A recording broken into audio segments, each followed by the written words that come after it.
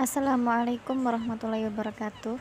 Dalam video kali ini, saya akan sedikit menjelaskan tentang sebuah tema yang berjudul Surga Menurut Buya Hamka dalam kitabnya Tafsir Al-Asrar.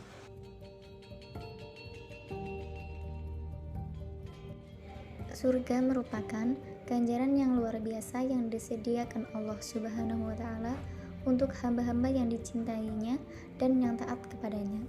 Surga juga merupakan tempat yang penuh dengan kesenangan dan kenikmatan tanpa ada yang dapat mengurangi dan mengusik kesuciannya.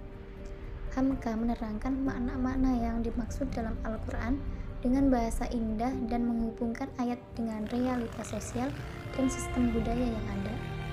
Hamka memiliki pandangan yang menarik tentang surga. Ia mengemukakan bahwa surga merupakan ladang kenikmatan bagi orang-orang yang patuh akan perintahnya dengan meneguhkan iman dan diiringi oleh amal yang soleh, yang di dalamnya telah disediakan berbagai macam kenikmatan yang bersifat material maupun imaterial yang tiada batasnya, yang belum pernah dirasakan ketika hidup di dunia.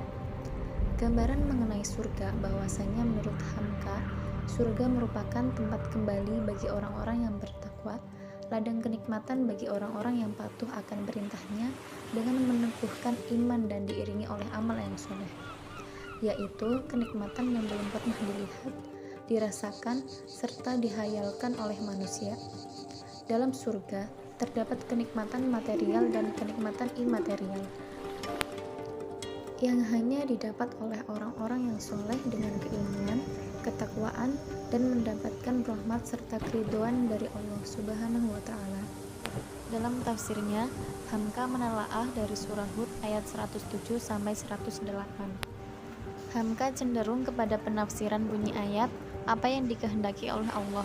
Pada ayat 107 itu, ialah yang layak dengan kebesaran, keadilan, kemurahan, dan kasih sayang Allah kepada hambanya.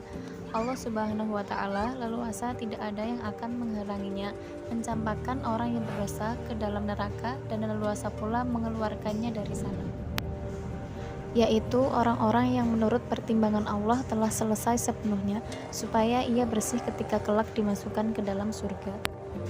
Dan dengan kemahakuasaannya, Allah mengeluarkan sisa-sisa orang yang masuk ke dalam neraka.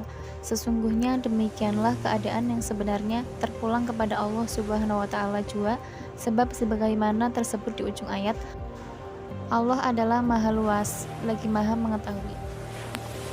Penafsiran Hamka dalam surah Hud ayat 107 sampai 108 diperkuat oleh penafsiran Ibnu Katsir sebagaimana dalam kitab tafsirnya bahwasanya mereka kekal di dalamnya selama ada langit dan bumi. Ibnu Katsir berkata, dan bisa juga yang dimaksud dengan selama langit dan bumi masih ada adalah jenisnya, karena di alam akhirat ada langit dan bumi. Sebagaimana diketahui, surga itu memiliki tingkatan-tingkatan beserta nama-namanya, yakni sebagaimana dinukilkan di dalam Al-Quran sebagai berikut.